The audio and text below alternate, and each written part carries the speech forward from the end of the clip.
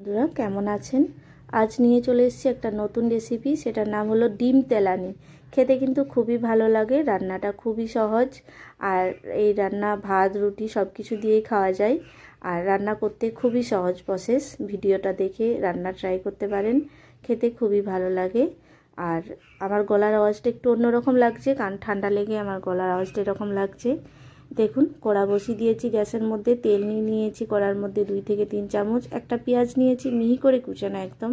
কিছুক্ষণ পেঁয়াজটাকে ফ্রাই করে নেব। কিছুক্ষণ ফ্রাই করে নিয়ে দিয়ে দেবো তোমার আদা রসুনের পেস্ট কিছুটা, তারপরে দিয়ে দেবো টমেটো কুচানো, তারপরে কিছুক্ষণ আবার ফ্রাই করে নেব। সব কিছু ফ্রাই করে নিয়ে দেবো মশলা। যেমন মশলা দিচ্ছি দেখুন, হলুদের গুঁড়ো দিচ্ছি, জিরের গুঁড়ো দিচ্ছি, লঙ্কার গুঁড়ো দিচ্ছি, আর একটু গোলমরিচের গুঁড়ো দিচ্ছি।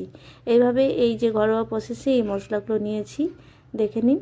এইভাবেই কিছুটা ফ্রাই করে নিয়ে নিচ্ছি। তোমার একটু স্বাদ মতো লবণ দিয়ে দিলাম দেখুন। তারপরে আবার কিছুক্ষণ ফ্রাই করে একটু জল দিয়ে মশলাটাকে কষিয়ে নিচ্ছি। মশলাটা যখন তেল ছেড়ে দেবে কিছুক্ষণ কষিয়ে তারপরে জল দিয়ে দেবো। 1 থেকে 1.5 কাপ জল দিয়ে, আবার 1 থেকে 1.5 কাপ জল দিতে হবে, কারণ যে ডিমগুলো দেবো কাঁচা ডিম পুরো মশলার মধ্যে দেবো, তাতে ডিমটা একটু সেদ্ধ হয়ে যায় সেইভাবেই।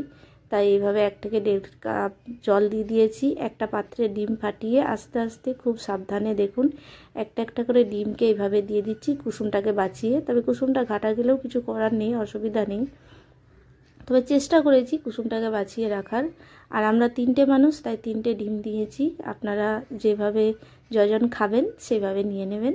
এভাবে দেখুন একটা পাত্রে এইভাবে নিয়ে তারপরে আস্তে আস্তে মশলার মধ্যে দিয়ে দিচ্ছি। ডাইরেক্ট ডিমটা ফাটিয়ে দিইনি, কারণ ডাইরেক্ট যদি ডিম যদি নষ্ট থাকে রান্নাটা নষ্ট হয়ে যাবে। তাই দেখুন রান্না কমপ্লিট। 2-3 মিনিট এইভাবে রান্না করলেই, ঢাকা দিয়ে রান্না করলেই হয়ে যাবে। গ্যাস কমিয়ে রান্না করবেন, তবে একদম কমিয়ে।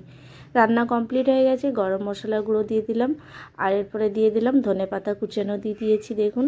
এরপরে কিন্তু রান্না সত্যিই কমপ্লিট হয়ে গেছে। আর খেতে কিন্তু খুবই ভালো লাগে, আপনাদেরকে তো বলেই দিলাম, খুব সুন্দর লাগে রান্না। এই রান্না খেতে একবার ট্রাই করে দেখবেন, খুব কম সময়ে, এবং প্রসেসটাও খুব একদম ঘরোয়া প্রসেসে। আর কেমন লাগলো এই ভিডিও দেখে একটু লাইক কমেন্ট করবেন, আর চেষ্টা করবেন বাড়িতেও একটু এইভাবে বানিয়ে খাওয়ানোর, সবাইকে খাওয়ানোর, নিজেও খাওয়ার। যাই হোক, নমস্কার, ভালো থাকবেন, এটা লাইক কমেন্ট করবেন।